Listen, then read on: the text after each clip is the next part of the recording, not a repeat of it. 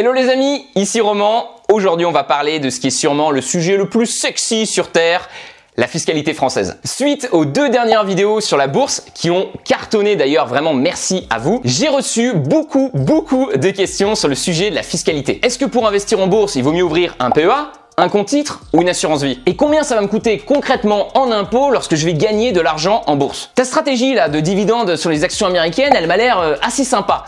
Mais est-ce qu'elle fait sens quand on est résident français? Et honnêtement, vous avez bien raison de vous poser ces questions, car à quoi bon gagner 10 € si au final il faut en donner 8 aux impôts? Malheureusement, sur internet, beaucoup de gens ont tendance à parler en chiffre d'affaires ou en bénéfice avant les impôts. Ce qui peut donner quand même au final une image assez faussée de la réalité du terrain. Nous, ce qui nous intéresse quand on parle d'investissement, c'est évidemment le net, ce qui va concrètement nous rester dans la poche une fois qu'on a payé les impôts. Bon, les impôts ne sont évidemment pas la seule chose à prendre en compte quand on décide de faire de la bourse. Selon moi, le plus important, c'est quand même d'avoir une stratégie solide d'investissement à la base. Mais les impôts restent évidemment un élément important à prendre en compte parce qu'ils peuvent vraiment améliorer ou casser votre rentabilité. Dans cette vidéo, j'ai vraiment envie de vous donner le maximum pour que vous sachiez de manière claire exactement combien vous allez devoir payer en impôts avec vos investissements. Vous allez voir, on va analyser ensemble en détail chaque enveloppe fiscale et on va déterminer en fonction de la stratégie que vous souhaitez suivre et des produits que vous souhaitez acheter, laquelle des 3 enveloppes fiscales serait la plus adaptée pour vous. J'ai un peu envie que cette vidéo ça devienne le guide ultime pour bien choisir sa fiscalité en bourse. Bon, par contre, avertissement, évidemment, je ne suis pas un fiscaliste. Je suis juste un mec random, voilà, sur YouTube qui cherche à partager avec vous sa passion pour l'économie et les investissements. Donc évidemment, je vous invite à ne pas me croire sur parole et à aussi faire les recherches de votre côté. En voulant simplifier au maximum les choses, il est carrément possible que je dise des conneries. Aussi, si vous voyez des fautes, n'hésitez pas à me le dire dans les commentaires afin que j'améliore cette vidéo. Je pense qu'ensemble, on peut vraiment créer quelque chose de bien, une superbe ressource pour tous ceux qui démarrent et qui sont voilà un peu perdus dans cette jungle de fiscalité. Aussi, j'essaierai de refaire cette vidéo sur la fiscalité chaque année car les règles fiscales sur les produits financiers ont tendance à beaucoup changer. L'État, vous savez, il aime bien rajouter des petites niches fiscales par là, enlever des petites niches fiscales par-ci et ça bouge beaucoup, notamment quand on a un changement de président. Par exemple, la loi finance 2018 qu'Emmanuel Macron a mis en place une fois qu'il est arrivé au pouvoir a changé beaucoup de choses. On a notamment eu la mise en place du PFU et la suppression de l'ISF qui a été remplacée par l'IFI. Si ces acronymes sont du chinois pour vous, ne vous inquiétez pas, je vais faire le maximum pour clarifier les choses dans cette vidéo et tout vous expliquer en détail. Honnêtement, même si la fiscalité ça a été un sujet qui m'a été beaucoup demandé, je vous avoue que j'ai pas mal hésité avant de sortir cette vidéo car 1. La fiscalité c'est un sujet complexe et j'avais pas envie de dire de conneries et 2. Je ne suis plus résident français depuis 2017. Donc j'avais fait des recherches à l'époque où j'étais en France mais là j'ai dû vraiment me remettre à jour. À travers cette chaîne j'ai vraiment envie de vous aider et j'ai bien conscience que pour 90% d'entre vous qui me regardent, vous êtes résident français, pas résident mauricien. Donc voilà, pour les besoins de cette vidéo, ces dernières semaines je me suis replongé à fond dans la fiscalité française et je vous avoue que j'ai pas mal galéré pour tout comprendre et surtout pour revenir vers vous avec une version clarifiée de l'essentiel. Aussi, si vous appréciez l'effort, n'hésitez pas à me lâcher le petit pouce bleu en dessous de la vidéo, ça fait toujours plaisir. Après, clairement, dans cette vidéo, je ne pourrai pas traiter en détail chaque petit produit et chaque petit cas,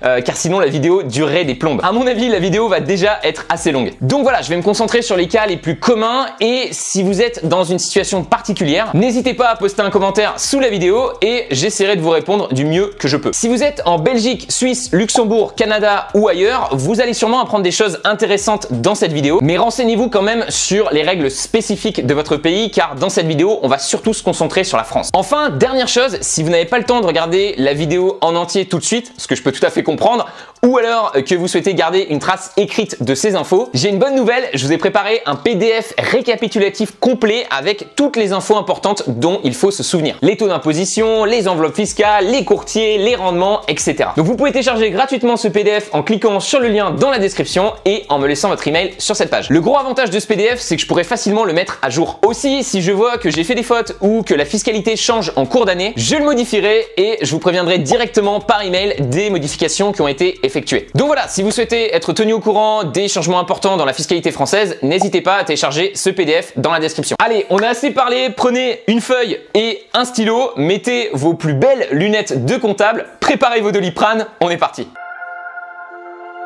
Ok, ce dont on va parler aujourd'hui pour entrer directement dans le jargon technique, c'est la fiscalité des valeurs mobilières. Donc mobilières qu'on peut déplacer. On les oppose souvent aux valeurs immobilières qu'on ne peut pas déplacer. Ce geste est un petit peu bizarre quand même.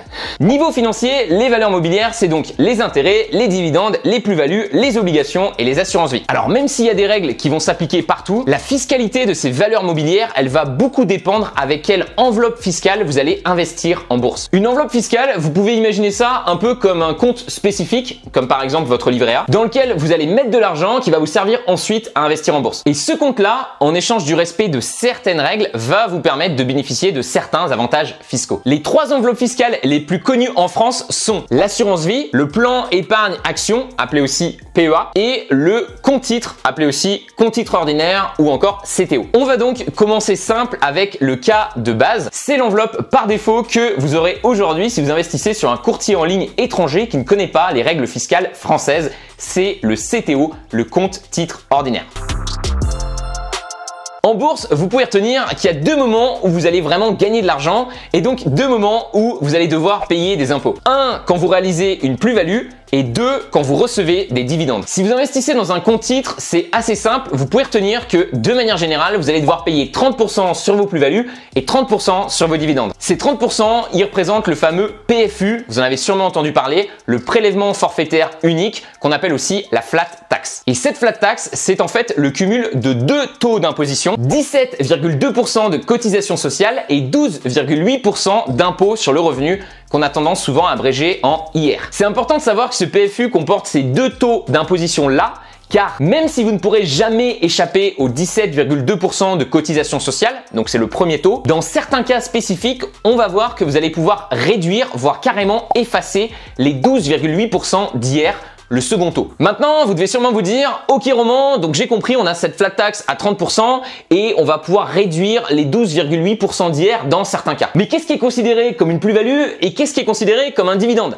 À quel moment il va falloir payer ces impôts-là? À quel moment on passe à la caisse? Alors, commençons avec nos plus-values. Si vous investissez sur un compte titre, chaque année, vous allez devoir déclarer sur votre feuille d'imposition vos plus ou moins-values réalisées au cours de l'année précédente. Une plus-value, c'est simplement quand vous vendez une action plus chère que ce que vous l'avez acheté. Par exemple, si vous achetez une action le 3 janvier 2020 à 100 € et que vous la vendez le 4 mars 2020 à 120 €, vous avez réalisé 20 € de plus-value en 2020. Évidemment, la moins-value, c'est exactement l'opposé. Vous avez vendu une action moins chère que le prix auquel vous l'avez achetée. Donc, en reprenant notre exemple, si vous achetez une autre action le 3 mai 2020 à 100 € et que vous la vendez le 4 juillet 2020 à 90 €, vous avez aussi réalisé une moins-value de 10 € en 2020. Et donc, pour connaître votre plus-value totale, savoir le montant sur lequel vous allez être imposé, on va prendre vos plus-values et en déduire vos moins-values. Donc, en reprenant notre exemple, on a gagné 20 € sur notre premier achat d'action et on a perdu 10 € sur notre second achat. 20 moins 10 €, on a donc fait 10 € de plus-value en 2020. C'est sur ces 10 € là uniquement que vous serez imposé en bourse, pas sur la somme totale que vous avez en bourse qui, elle, est déjà passée par vos impôts personnels. Bon, le calcul est simplifié ici pour l'exemple car il faudrait aussi déduire les différents frais que vous pourriez avoir avec votre courtier. Mais rassurez-vous, vous n'avez pas besoin de garder une trace écrite de toutes vos opérations et de tous les frais que vous allez payer car à tout moment, vous pouvez télécharger depuis votre courtier en ligne un résumé téléchargeable avec toutes vos plus moins-values réalisées et les différents frais associés. Et c'est donc ces chiffres-là qu'il faudra reporter à l'administration fiscale chaque fin d'année. Les courtiers proches de la France, comme par exemple Lynx Broker, vous donneront même un papier pré-rempli. C'est bien pratique et c'est ce qu'on appelle l'IFU, l'imprimé fiscal unique. Attention par contre, si votre courtier est à l'étranger, par exemple comme moi, Interactive Broker ou encore DeGiro, vous ne recevrez pas l'IFU et il faudra donc reporter vous-même vos résultats en regardant les chiffres de vos relevés d'opération. C'est un peu plus de travail, mais c'est pas non plus hyper compliqué. Et ça peut valoir le coup car les brokers étrangers sont souvent plus compétitifs que les brokers français au niveau des tarifs. Donc, en additionnant toutes ces transactions, si à la fin vous avez un chiffre positif, vous avez fait une plus-value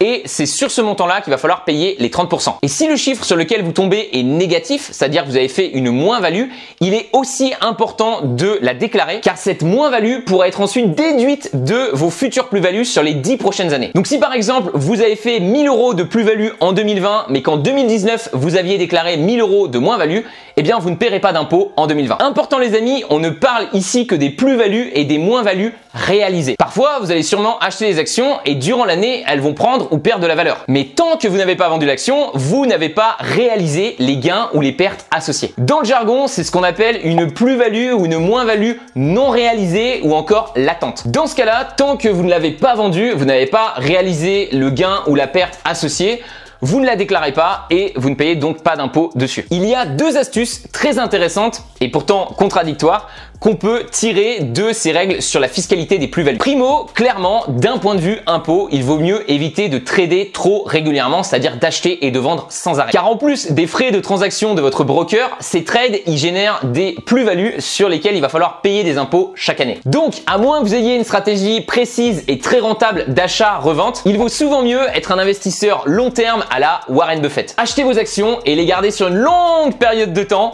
afin de profiter des intérêts composés et de ne pas payer des impôts dessus. Il a d'ailleurs été prouvé par plusieurs études que plus un investisseur passe des ordres, moins bonne est sa performance en bourse. La deuxième règle, qui vient un peu en opposition à celle-ci, c'est que si vous constatez à la fin de l'année une moins-value sur votre portefeuille, il peut être intéressant d'encaisser cette moins-value, c'est-à-dire de vendre vos actions dans les derniers jours d'échange boursier de l'année, afin du coup de pouvoir déclarer une moins-value aux impôts sur cette année-là et du coup de pouvoir déduire cette moins-value-là de vos futures plus-values sur les 10 prochaines années. Bien sûr, vous rachèterez ensuite toutes vos actions le 1er janvier de l'année suivante. Donc oui, il y aura sûrement un léger décalage sur le prix auquel vous allez pouvoir racheter vos actions parce que la bourse, ça bouge toujours et ça va aussi sûrement générer des frais de courtage, mais ça vaut généralement le coup par rapport aux économies d'impôts que ça peut représenter sur les prochaines années à venir. Ok, ça c'était donc pour nos plus-values. J'espère que c'était clair. On passe maintenant à nos fameux dividendes. Si vous me suivez depuis un petit moment, vous savez que c'est quelque chose que j'apprécie tout particulièrement et qui est vraiment à la base de ma stratégie. Mais alors, comment sont-ils taxés ces dividendes? Déjà, il faut faire attention car contrairement aux plus-values, le lieu de l'entreprise va jouer un rôle sur l'imposition des dividendes. Il faut donc bien séparer deux choses, les dividendes d'entreprises françaises et les dividendes d'entreprises étrangères. Si vous avez des entreprises françaises dans votre compte titre, de nouveau, vous allez payer 30%, mais cette fois-ci, vous n'aurez même pas besoin de les déclarer, l'imposition sera prélevée à la source. Donc par exemple, si vos entreprises déclarent 100 € de dividendes, vous recevrez 70 € net d'impôt sur votre compte titre et vous n'aurez plus rien à payer après ça. Bon, sauf que généralement, vous n'allez pas acheter des actions françaises dans votre CTO car il existe une enveloppe fiscale beaucoup plus avantageuse pour ça, c'est le PEA, on en parle juste après. Maintenant, si vous recevez des dividendes d'entreprises étrangères, ce qui va souvent être le cas dans votre CTO, voilà comment ça marche. Vous serez généralement prélevé un pourcentage à la source sur votre dividende par le pays dans lequel est domiciliée la société, puis vous déclarerez aux impôts à la fin de l'année les dividendes que vous avez reçus d'entreprises étrangères et les impôts que vous avez déjà payés à la source dessus. Si la France a un accord de non-double imposition avec ce pays, généralement c'est le cas, elle vous fera payer la flat tax à 30% sur ces dividendes, mais vous rendra en crédit d'impôt jusqu'à 15%. Ce que ça veut dire concrètement, c'est que tant que le pays étranger ne vous prélève pas plus de 15% à la source, vous vous retrouverez finalement à payer, comme pour les dividendes français, 30% d'impôt au total. Sauf que là, ça sera pas 30% à la source, mais 15% à la source par le pays étranger et 15% à la fin de l'année par l'État français. Voici quelques pays avec leur taux d'imposition à la source. Pour un compte titre, ce qui va généralement nous intéresser dans cette liste, c'est l'Amérique du Nord, avec le Canada et les États-Unis, où il y a plus de 50% du marché des actions mondiales. Et vous voyez que pour ces deux-là, on est à 15% à la source, donc au final, vous paierez la même chose qu'en France. À nouveau, les actions françaises et européennes, il vaudra mieux les acheter dans un PEA et la fiscalité est un petit peu différente, on en parle juste après. Les amis, juste une dernière petite précision importante par rapport aux dividendes. Même si vous décidez de les réinvestir automatiquement via un système de DRIP ou en utilisant des trackers qui réinvestissent automatiquement les dividendes, il faut savoir que, contrairement à ce qu'on entend à droite à gauche, vous allez devoir payer des impôts sur ces dividendes-là parce que même s'ils sont réinvestis automatiquement, la France considère qu'ils ont été perçus. Ok, on a vu nos plus-values, on a vu nos dividendes. Parlons maintenant rapidement des meilleurs courtiers pour ouvrir un compte titre. C'est une question que vous m'avez aussi beaucoup posée dans les commentaires. Et je ferai sûrement à l'avenir une vidéo plus complète où je rentrerai un peu plus en détail dans les différentes offres. Mais rapidement, pour moi, un bon courtier, c'est un courtier qui a des frais faibles, qui est fiable et qui a une grande et large offre de produits. Évidemment, je vous invite à fuir comme la peste les banques traditionnelles qui, en plus d'être très lentes, ont juste des frais énormes qui vont bouffer votre rentabilité. Et si vous souhaitez ouvrir un compte titre, je vais aussi vous déconseiller les courtiers en ligne français. Parce que même s'ils peuvent faciliter certaines démarches comme l'IFU, ils sont souvent 10 fois plus chers que les courtiers internationaux. Ils sont vraiment pas très compétitifs au niveau des frais, surtout en particulier quand on souhaite acheter des actions à l'international et c'est justement ce qu'on fait généralement dans un CTO, on achète des actions américaines. Sans compter que certains de ces courtiers ont la mauvaise habitude de vous prélever le PFU à la source alors que normalement c'est quelque chose, les dividendes étrangers, que vous devez déclarer à la fin de l'année. Contrairement aux résidents français qui font des paris sportifs et des jeux en ligne et qui sont obligés par la loi à rester strictement sur des plateformes françaises, en bourse on a encore le droit, la chance d'ouvrir des comptes sur sur des courtiers étrangers et du coup de bénéficier de tarifs juste imbattables. Donc selon moi, autant en profiter tant que c'est encore disponible. Au niveau du compte titre, il y a 3 courtiers en ligne que je recommande généralement. Le premier, c'est Interactive Brokers. C'est vraiment le leader international, c'est celui que tous les traders pros utilisent et c'est aussi celui que j'ai décidé d'utiliser. Bon, vous n'avez pas l'IFU, l'interface et l'inscription sont un peu old school et peuvent faire un peu peur au premier abord. Mais voilà, vous avez des tarifs et un choix de produits juste imbattables. Le deuxième, c'est Lynx Broker. En fait, Lynx Broker, c'est un courtier qui utilise la licence d'Interactive Broker. Donc vous avez un peu plus de frais, donc en moyenne 5 fois plus de frais qu'Interactive Broker, mais c'est toujours 2 fois moins que les courtiers français. Mais voilà, vous avez la solidité d'Interactive Broker sur une plateforme en français et qui vous remplit l'IFU. Donc voilà, ça peut être intéressant si par exemple vous avez un peu de mal avec l'anglais. Numéro 3, DeGiro. C'est le petit nouveau FinTech tout droit venu des Pays-Bas qui a démarré en 2013 et qui a déjà plus de 450 000 clients en Europe. Ah, il est moins reconnu qu'Interactive Broker, mais l'interface est vraiment sympa et les tarifs sont compétitifs. Bon, par contre, faites attention, ces brokers reçoivent beaucoup de demandes en ce moment. Donc, il est possible que vous soyez mis sur une liste d'attente et souvent, ils vont aussi vous demander un montant minimum pour une ouverture de compte. Souvent, ça va être entre 5 et 10 000 euros. Donc voilà, si vous êtes jeune, si vous démarrez tout juste l'investissement en bourse, si vous n'avez pas encore ces sommes-là, je vais vous inviter à plutôt regarder du côté de Revolut. Revolut, c'est une néobanque européenne, un peu comme N26 et Bunk, mais c'est la première en Europe à avoir ouvert récemment la possibilité de trader avec des tarifs très bas. Personnellement, je trouve ça vraiment cool. Je salue vraiment ce travail-là parce que, en effet, aux États-Unis, c'est une plateforme d'investissement téléchargeable directement sur l'iPhone qui a juste fait exploser l'investissement des jeunes en bourse aux États-Unis. Peut-être que vous connaissez cette plateforme d'investissement, s'appelle Robinhood. J'espère que je le prononce correctement. Donc Robin des Bois en français. Et malheureusement, elle n'est pas disponible en France. Donc c'est cool si on a comme ça des nouvelles plateformes qui se lancent aussi sur le marché européen. Donc voilà, en tout cas, je vous mettrai les liens des 4 courtiers dont je viens de vous parler dans la description. Pour vous rassurer dans votre choix, il est intéressant de savoir quand même que même dans le pire des cas, c'est-à-dire dans le cas où votre broker va faire faillite, vous possédez toujours vos actions, elles sont toujours à vous. Le broker n'est qu'un intermédiaire, il ne possède pas vos actions et vous pouvez donc du coup lui demander de transférer vos actions sur un nouveau courtier en ligne. Malgré ça, pour éviter toutes sortes de bugs, je vous invite quand même évidemment à utiliser des plateformes reconnues qui ont une certaine ancienneté et surtout qui ont des tarifs bas et qui sont transparents, qui les affichent en toute transparence sur leur site. Souvent, les mauvais courtiers en ligne, c'est les courtiers qui cherchent à masquer le plus leurs frais et qui mettent en avant des superbes effets de levier et des rentabilités juste incroyables.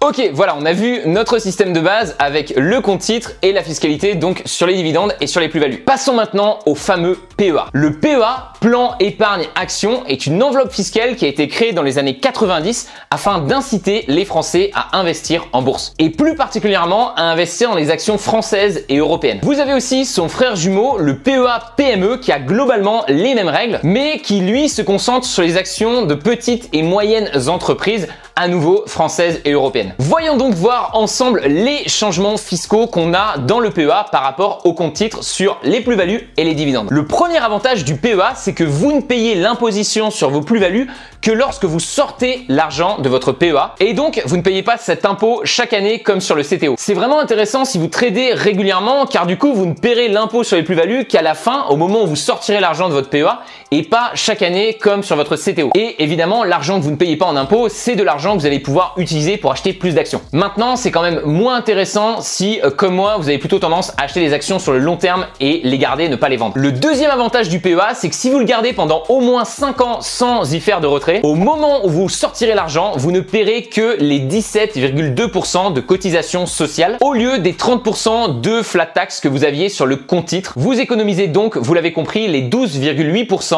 d'hier. Au niveau des dividendes, le PEA est aussi assez intéressant. Si ce sont des dividendes d'actions françaises, ça va globalement se passer comme pour les plus-values, c'est-à-dire que vous ne paierez pas d'imposition sur vos dividendes tant que vous ne sortirez pas l'argent de votre PEA. Et lorsque vous le sortez, vous aurez le même système que sur les plus-values, c'est-à-dire que vous allez payer 17,2 au lieu de 30%. Attention par contre, petit bémol, si vous recevez des dividendes de sociétés étrangères dans votre PEA, donc généralement ça sera des sociétés européennes, vous serez quand même taxé à la source par le pays en question. Et contrairement au compte titre, la France ne vous rendra pas les 15% en crédit d'impôt. Malgré ça, il sera quand même souvent plus intéressant d'investir dans des actions européennes à l'intérieur d'un PEA plutôt que d'un compte titre. Mais avant d'acheter une action d'un pays européen, pensez quand même à vérifier le pourcentage qui prélève à la source sur ces dividendes. Bon, évidemment, vous imaginez bien que ces jolis avantages fiscaux ne sont pas gratuits et qu'il y a des contreparties en échange. Le premier inconvénient majeur du PEA, c'est que vous ne pouvez pas acheter des actions, des obligations, des trackers d'origine non européenne. Vous êtes obligé d'investir soit en France, soit en Europe. Avec le Brexit en plus récemment, ça supprime le Royaume-Uni et ça supprime quand même pas mal de pays très intéressants qui ont de fortes croissances. Donc oui, je pense au Royaume-Uni, je pense au Canada et je pense surtout aux États-Unis qui sont quand même la plus grande place boursière au monde. Et dans un PEA, vous ne pouvez pas non plus acheter de matières premières, donc pas d'or, pas d'argent, pas de pétrole. Le deuxième inconvénient majeur du PEA, c'est que étant donné que c'est une enveloppe fiscale spécifique à la France, vous êtes obligé de passer par des courtiers français qui, comme je vous l'ai dit un peu avant, ne sont pas forcément hyper compétitifs. Lorsque vous investirez dans votre PEA, vous aurez sûrement 10 fois plus de frais que si vous achetez des actions avec une plateforme comme Interactive Broker. Le troisième inconvénient du PEA, c'est que vous ne pouvez pas utiliser d'effet de levier, c'est-à-dire emprunter de l'argent pour acheter plus d'actions. Et vous ne pouvez pas non plus shorter des actions, c'est-à-dire parier à la baisse. Bon, je sais pas pour vous, mais moi personnellement, ces deux choses-là, ça me dérange pas trop parce que ce sont des choses que je ne fais pas et que j'ai même tendance à déconseiller. Mais je sais que ce sont deux options très importantes pour les gens qui tradent de manière plus régulière. Enfin, les deux derniers inconvénients du PEA qui sont moins importants, mais qui sont quand même importants à signaler. Le premier, c'est que vous devez attendre au moins 5 ans avant de pouvoir retirer votre argent, sinon vous serez imposé en fait à 30% comme sur un CTO. Et la deuxième limite, c'est que vous ne pouvez pas déposer plus de 150 000 € dessus en tant que célibataire. Donc évidemment, votre compte peut monter à plus que 150 000 si vos actions prennent de la valeur, mais le dépôt maximal, ça sera 150 000 €. À une période, c'était un peu plus embêtant parce que si vous retiriez de l'argent sur votre PEA, vous pouviez plus en rajouter, ça clôturait le compte, il fallait en rouvrir un.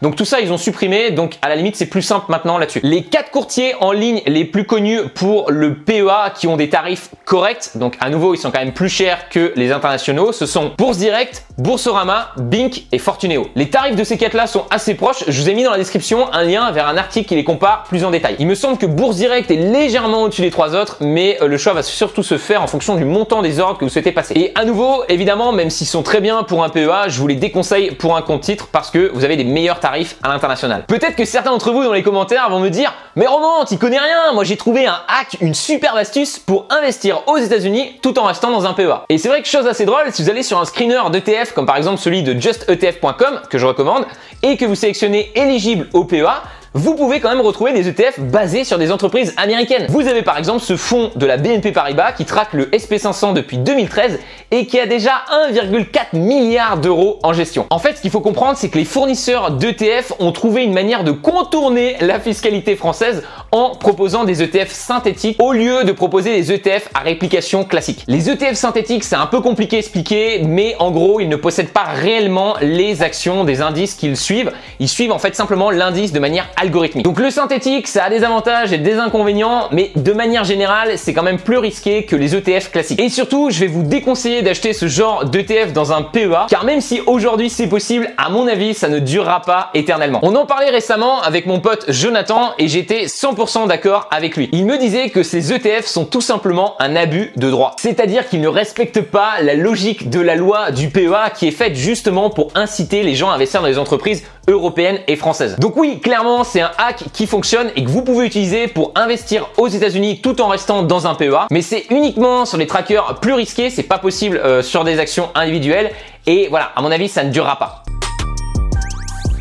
Ok les amis, parlons maintenant de notre dernière enveloppe fiscale, j'ai nommé l'assurance vie. Et contrairement à ce que son nom pourrait laisser penser, ce n'est pas un produit d'assurance, mais un produit d'investissement avec des avantages fiscaux en cas de succession. Contrairement au PEA et au compte titre, vous n'allez pas investir directement dans les marchés, mais vous allez investir via votre courtier en ligne, via ce qu'on appelle des unités de compte. Et souvent, quand vous ouvrirez votre assurance vie, on vous proposera soit une gestion libre, c'est-à-dire que vous sélectionnez vous-même vos supports d'investissement, soit une gestion pilotée, c'est-à-dire que vous allez répondre à une série de questions et en fonction de vos réponses, le courtier va choisir pour vous les fonds qu'il considère le plus adaptés. En échange de frais qui sont évidemment assez généreux. Dans ces supports d'investissement en assurance vie, vous avez globalement 3 choses. Le premier, c'est les fameux fonds en euros qui sont en fait des obligations européennes à long terme. Donc globalement, c'est assez sécurisé, mais bon, ça rapporte moins de 2% par an, donc c'est pas super intéressant. Perso, si j'étais en France, je préférerais garder 6 mois de vie en cash dispo dispo sur un livret A qui est quand même beaucoup plus liquide qu'une assurance vie en cas de pépin et investir tout le surplus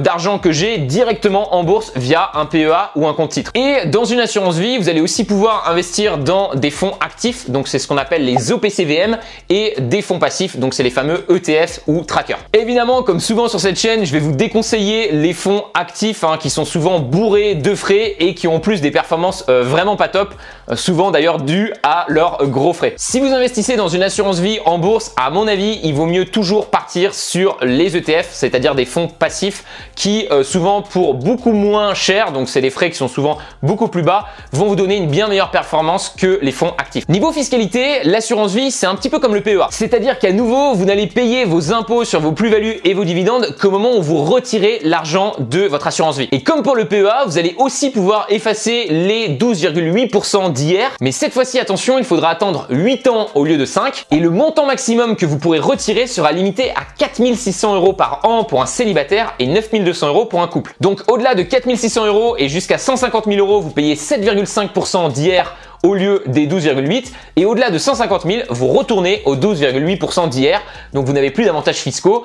Donc voilà, c'est quand même moins cool que le PEA. Après, l'assurance vie, c'est aussi plus intéressant que le PEA au niveau héritage et succession. Bon, la fiscalité sur l'héritage, c'est un sujet assez complexe et je pense que beaucoup d'entre vous qui me regardent sont jeunes, donc ça va pas forcément beaucoup vous intéresser. Mais pour être simple, dans les grandes lignes, en fait, lorsque vous créez votre assurance vie, vous devez sélectionner un bénéficiaire en cas de votre mort. Oui, c'est quand même assez glauque. Si vous sélectionnez votre mari ou votre femme, il ne paiera absolument aucun impôt sur l'argent qui est dans l'assurance vie, donc c'est assez intéressant. Et si vous sélectionnez un autre lien de parenté, donc enfant, frère, cousin, etc., il n'y aura pas d'impôt de succession sur les premiers 152 500 €. Par contre, attention, ça ne concerne que les sommes investies avant 70 ans. Donc en gros, entre 50 et 70 ans, c'est un peu le moment le plus intéressant pour faire des versements sur votre assurance vie. Enfin, le petit avantage par rapport au PEA, c'est que même si vous ne pouvez pas acheter les actions individuelles et que vous devez passer par des unités de compte avec des frais, vous pouvez acheter des ETF américains, internationaux, des obligations et aussi des trackers qui suivent les matières premières. Par contre, attention, bien sûr, c'est à partir du moment où votre courtier propose ses produits, donc à vérifier lorsque vous inscrivez. Au niveau des inconvénients de l'assurance vie, c'est un petit peu comme le PEA. Évidemment, les avantages fiscaux ne sont pas gratuits. Et je dirais même que l'assurance vie a encore plus de limitations que le PEA. Le premier inconvénient majeur de l'assurance vie par rapport au compte titre ou au PEA, c'est que généralement, vous allez avoir beaucoup plus de frais. Donc comme pour le PEA, on est obligé déjà de passer par des courtiers français qui sont pas forcément très compétitifs au niveau des tarifs. Mais surtout, en assurance vie, ce qu'il faut bien comprendre, c'est que vous n'investissez pas directement dans les actions, vous investissez dans les actions via des unités de compte. Et malheureusement, les frais sur ces unités de compte sont de minimum 0,6% sur les meilleurs courtiers et ils peuvent vite monter à 1, 2, 3% si vous passez sur des gestions pilotées. Vous rajoutez à ça les frais d'entrée, d'arbitrage, les frais de gestion et les frais des trackers et même en passant par les meilleurs courtiers, vous vous retrouvez assez vite à 2-3% de frais chaque année sur votre assurance vie. Bon, je sais que 2-3% dit comme ça peut paraître pas beaucoup, mais en fait, cumulé sur une longue période de temps, c'est des différences juste énormes de rentabilité pour vous. 3%, c'est quasiment le montant que je touche en dividendes chaque année que vous retrouvez vous à payer en frais en étant dans une assurance vie. Ce qu'il faut bien se souvenir, c'est que quand on investit en bourse, la mission numéro 1 qu'on a, c'est vraiment de réduire au maximum les frais qui vont bouffer notre performance.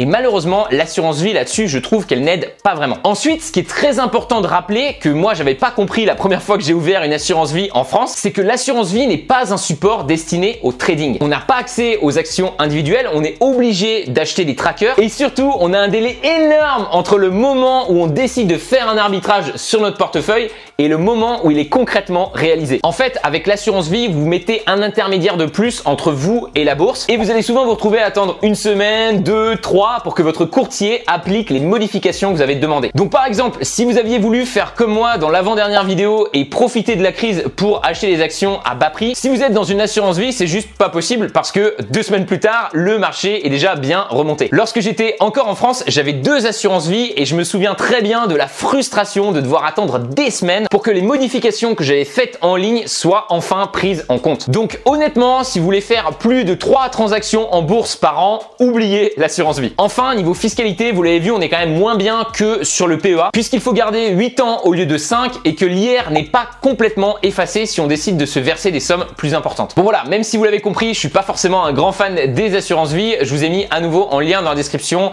un article qui compare différentes assurances vie. Vous avez par exemple Linksea, Darjeeling, Nalo. Voilà les amis, en conclusion de cette vidéo, on doit quand même répondre à cette question très importante. Quelle est la meilleure enveloppe fiscale pour investir en bourse? Bon, évidemment, comme vous l'avez vu, il n'y a pas de réponse toute faite et ça va quand même pas mal dépendre de votre situation, de votre stratégie et du type de produit que vous souhaitez acheter. Je vais quand même essayer de vous faire des recommandations et vous dire ce que je ferais moi si j'étais en France. Déjà, à cause de ces frais sur unité de compte, de la lenteur du passage des ordres, de la limite sur les retraits gratuits avant de payer l'IR, je vais vous déconseiller l'assurance vie. À moins que vous ayez un vrai focus sur votre succession, vous avez par exemple plus de 50 ans, ou alors que votre PEA est déjà plein. Ensuite, je vous conseillerais simplement d'ouvrir un PEA avec par exemple Bourse Direct. Même si aujourd'hui vous n'avez pas énormément de fonds, pensez à l'ouvrir, comme ça vous prenez date et chaque jour qui passe vous rapproche de la date limite des 5 ans. Et je vous conseillerais aussi d'ouvrir un compte titre ordinaire avec par exemple Interactive Broker ou encore DEGIRO. Et voilà, simplement quand vous achetez des actions ou des ETF européens, vous les mettez dans votre PEA et si vous achetez des actions ou des ETF américains internationaux, vous les mettez dans votre compte titre. Parce que oui, clairement, on l'a vu ensemble, la fiscalité du PEA est plus avantageuse que celle du CTO. On n'a rien sur les plus-values avant la sortie, on n'a rien sur les dividendes avant la sortie, sauf les taxes à la source des pays européens, et on a 12,8% de moins à payer à la fin si on le garde 5 ans. Mais on a vu aussi que ces avantages fiscaux n'étaient pas gratuits, qu'il y avait des limitations et des contreparties importantes à respecter. Une durée de conservation minimum, un nombre de produits limité, un montant maximum limité. Comme je vous l'ai dit dans l'introduction, même si les impôts sont importants, je pense qu'il ne faut pas tomber dans l'extrême inverse et investir uniquement pour réduire sa fiscalité. Je suis vraiment pas un expert en immobilier, mais s'il y a bien une chose que les gens qui investissent dans l'immobilier m'ont dit, c'est de vraiment me méfier des investissements défiscalisés type loi Pinel. Parce que même s'ils sont avantageux fiscalement, le rendement global de ces investissements reste mauvais. N'oubliez pas que le plus important dans un investissement, c'est la rentabilité globale après les impôts. C'est pas juste de payer moins d'impôts. Aussi, je pense qu'il est important de rappeler que les niches fiscales type PEA ou assurance vie sont des manques à gagner pour l'État et sont souvent, malheureusement, les premières touchées par les pressions politiques. N'oubliez pas qu'avec une seule loi, elles peuvent passer rapidement du statut super intéressant à plus du tout intéressant. Et voilà, c'est un risque, je pense, important à prendre en compte à chaque fois que vous investissez dans une niche fiscale. Par rapport au PEA, je vous ai aussi parlé des plateformes françaises qui sont pas forcément optimales en termes de frais, mais la plus importante des limites du PEA, selon moi, c'est de ne pas pouvoir investir aux États-Unis. Pour moi, vouloir investir en bourse sans passer par les États-Unis, c'est un peu comme un mec qui voudrait goûter les meilleurs restaurants du monde, mais qui refuserait d'aller en France. C'est dommage parce que dans les deux cas, vous vous privez vraiment de la crème de la crème. En bourse, les US, c'est un marché énorme, c'est 54% de la capitalisation boursière mondiale et on a vraiment de super performances et de magnifiques entreprises dans ce pays. Et si on compare la performance sur les 5 dernières années du CAC 40 ou du DAX, l'indice allemand, au SP500, l'indice américain, on constate quand même que l'Europe prend une sacrée fessée par les États-Unis. On est presque à x2 sur la performance. Bien sûr, ces performances passées ne prédisent pas les performances futures et il est tout à fait possible que l'Europe finisse par dépasser les États-Unis. Maintenant, il y a des choses que vous pourrez retrouver aux États-Unis et que vous ne pourrez tout simplement pas retrouver en investissant en Europe dans un PEA. Par exemple, des entreprises dans la tech avec une croissance énorme et un rayonnement mondial. Si vous aimez la croissance et les entreprises qui grimpent en flèche, à mon avis, vous allez beaucoup aimer Apple, Microsoft, Amazon, Tesla. Et peut-être que comme moi, aujourd'hui, en attendant votre colis sur Amazon, vous sortez votre iPhone et vous regardez sur Google Maps où est le Starbucks le plus proche. États-Unis, États-Unis, États-Unis, États-Unis. Et si comme moi, vous êtes plutôt du côté dividende, là aussi, vous allez être vraiment servi avec des dizaines d'entreprises qui versent des dividendes en augmentation croissante depuis plus de 50 ans. On a eu un exemple frappant dernièrement avec cette crise et on a pu constater et valider le fait que les pressions politiques restent beaucoup plus importantes sur les entreprises en Europe qu'aux États-Unis. On a déjà entre 30 et 40% des entreprises françaises et européennes qui ont décidé de couper leurs dividendes, alors qu'on est encore à moins de 5% aux États-Unis. Je risque sûrement d'en avoir une, mais pour l'instant, toujours aucune coupure sur les 26 entreprises dans mon portefeuille. Donc voilà, si comme moi, vous cherchez des revenus passifs avec des dividendes sécurisés sur le long terme, à mon avis, vous serez mieux servi aux États-Unis qu'en Europe. Bon, attention, ne me faites pas dire ce que je n'ai pas dit. Il existe aussi des entreprises de qualité qui versent des dividendes de manière croissante en Europe, éligibles dans un PEA. Et je vous prépare d'ailleurs une liste prochainement de recommandations sur ce type d'entreprise. Mais voilà, elles sont quand même pour moi beaucoup moins nombreuses qu'aux États-Unis et donc je trouve ça dommage de n'investir que en Europe. Je remarque d'ailleurs que beaucoup d'investisseurs français, après avoir beaucoup investi dans leur PEA, se concentrent désormais beaucoup plus sur leur compte titre afin de s'ouvrir à beaucoup plus d'opportunités à l'international, même si ce n'est pas le meilleur choix fiscalement parlant. Donc voilà, à mon avis, si j'étais en France, je serais comme eux et je préférais payer ces 12,8% d'IR en plus et avoir accès au marché américain. Surtout que je ne passe que très peu d'ordres, donc environ 1 par mois, et je ne vends quasiment jamais mes actions, je les garde souvent sur le très long terme. Et du coup, vu que je ne les vends pas, je ne réalise pas de plus-value et je n'aurais donc pas d'imposition sur les plus-values à payer si j'étais en France. Voilà, je pense que si j'étais résident français, j'aurais environ 30% de mon capital dans un PEA, donc environ une dizaine d'entreprises, et 70% de mon capital dans un compte titre, donc environ une trentaine d'entreprises. Voilà, c'est mon analyse de la situation fiscale française et voilà un peu comment je répartirais mon patrimoine. Vous voyez que je couperais un peu la poire en deux, j'essaierai de bénéficier des avantages fiscaux, mais je mettrai quand même une grosse partie de mon patrimoine sur aussi qui a le plus de chances de performer à long terme. Évidemment, si vous n'êtes pas d'accord avec moi, que vous investissez par exemple 100% dans un PEA, n'hésitez pas à me le dire en commentaire et ça sera avec grand plaisir d'en parler avec vous. Juste avant qu'on conclue cette vidéo, j'ai un petit bonus pour vous remercier d'être resté jusqu'à la fin. C'est en fait une méthode alternative qui va vous permettre dans certains cas de diminuer votre IR. Je mets cette technique à la fin car vous allez voir que c'est pas forcément quelque chose qui est accessible pour tout le monde. Bon, en fait, quand je vous ai dit que vous étiez obligé dans la partie sur le compte titre de payer la flat tax à 30%, j'ai un petit peu menti afin de simplifier le propos. Comme je vous l'ai dit, la flat tax est en fait un combiné de deux taux fixes. On a 17,2% de cotisation sociale qu'on peut pas éviter et les fameux 12,8% d'impôt sur le revenu, l'IR. Eh bien, plutôt que de payer ce taux fixe de 12,8% d'IR, vous pouvez demander à l'État français, au moment où vous remplissez votre avis d'imposition, d'intégrer vos revenus de plus-value et de dividendes dans votre barème progressif à l'IR plutôt que de payer ces 12,8%. Alors, pour savoir si c'est intéressant pour vous donc de retourner à ce barème progressif plutôt que de payer ces 12,8% d'IR à taux fixe, c'est un peu compliqué. En fait, il va falloir regarder vos revenus et votre TMI, votre tranche marginale d'imposition. Peut-être que vous avez déjà un taux d'impôt à la source qui vous est prélevé directement sur votre salaire chaque mois. Si c'est le cas, vous pouvez regarder ce taux qu'on vous prélève automatiquement chaque mois et du coup regarder s'il est supérieur ou inférieur à 12,8%. Mais évidemment, pour ne rien simplifier, l'État français propose encore, quand on est au barème progressif, un abattement de 60% sur certains revenus de dividendes. C'est-à-dire que si vous retournez au barème progressif, vous ne devez déclarer que 40% de vos revenus de dividendes au lieu des 100%. Donc voici deux tableaux résumés qui vous montrent un petit peu mieux ce que ça donne au niveau dividende et au niveau plus-value en fonction de votre tranche marginale d'imposition. Donc vous voyez que c'est assez intéressant si vous êtes dans la première tranche d'imposition, c'est-à-dire que vous gagnez moins de 838 € par mois de revenus imposables chaque année et que ça l'est déjà beaucoup moins si vous êtes dans la deuxième tranche. Vous gagnez moins de 2138 € par mois de revenus imposables. Voilà, au niveau de la deuxième tranche, honnêtement, il faut faire les calculs, ça va dépendre si vos gains boursiers ils vont plus provenir des dividendes ou des plus-values. En tout cas, vous voyez bien qu'à partir de la troisième tranche, vous gagnez 2000 € et plus par mois de revenus imposables, il est clairement plus intéressant d'être à la flat tax. Donc voilà, en gros, on peut dire que intégrer vos revenus boursiers à ce barème progressif, ça peut être intéressant si vous gagnez moins de 2000 € par mois et c'est surtout intéressant si vous gagnez moins de 838 € par mois de revenus. À nouveau, on parle de revenus imposables. Méfiez-vous quand même parce que intégrer vos plus-values et vos dividendes dans votre barème progressif, ça fait évidemment monter vos revenus totaux et vous pouvez vous retrouver, sans vraiment le vouloir, à atteindre une tranche supérieure d'imposition. Attention aussi, si vous souhaitez qu'on vous mette au barème progressif, il faut en faire la demande explicite à la France parce que de base, on vous mettra au PFU. Et ce barème progressif, une fois que vous l'aurez demandé et qui sera accepté, il sera appliqué en fait à tous vos revenus financiers sur toute l'année en cours et vous ne pourrez du coup pas revenir en arrière tant que l'année ne sera pas écoulée. Perso, si vous voulez mon avis, je suis pas forcément très fan de cette solution du barème progressif car même s'il y a des abattements sur les dividendes et que ça peut vous permettre de diminuer un peu cette imposition de 12,8% sur l'IR, vous ne le ferez pas tomber à 0%, il y aura toujours un peu plus de paperasse que avec le PFU et surtout vous risquez de tomber dans des calculs pas très malins du genre ah attention, il faut surtout pas que je gagne plus avec mon boulot sinon je vais passer dans la tranche du dessus. N'oubliez pas que l'IR il peut monter jusqu'à 45%, donc je trouve que 12,8% comme taux ça reste encore honnête. Voilà, personnellement moi je préfère la simplicité et je vous conseille, à moins que vous soyez dans un cas particulier, par exemple si vous êtes sûr que vous allez recevoir très peu de revenus imposables cette année, vous êtes à la retraite, vous êtes étudiant, évidemment faites les calculs de votre côté, mais voilà, de manière générale j'aurais plutôt tendance à vous conseiller de jouer la carte de la simplicité et de rester au PFU à 30%. Et voilà, c'était donc 5 minutes d'explication pour vous dire de absolument rien changer.